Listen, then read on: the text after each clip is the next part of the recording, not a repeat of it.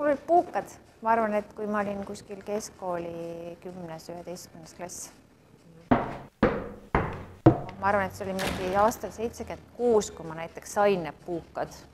Ja siis ma olin Õmmis, käisin suvel malevas ja ma sain ikka need välismaalt, keegi tõi, et ega neid siis nagu Vene ajal Eestis polnud saada.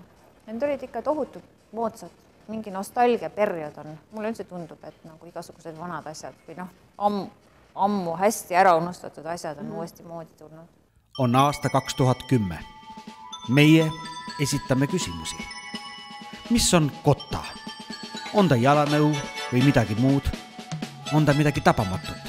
Ta on tegelikult siiski intrigeeriv asi, et ta on ühelt poolt lihtne, aga läheb südamesse. Kui nagu seda materjali vaadata, siis ta on ikkagi väärtuslik, et ma ütleks, et see kotta tald on ikka nagu väga mõnus tiigipuust mingisugune elutoa põrand, selline, mis on nagu õlitatud puit on ju, kus sa mõnusalt kõnnid palja jalaga.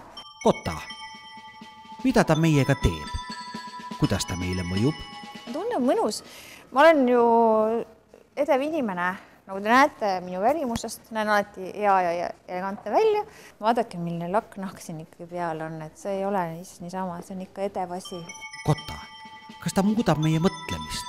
Kas ta annab uusi ideid?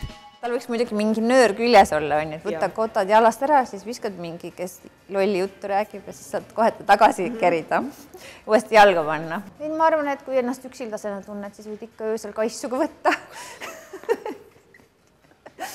Siiski, miks kotta?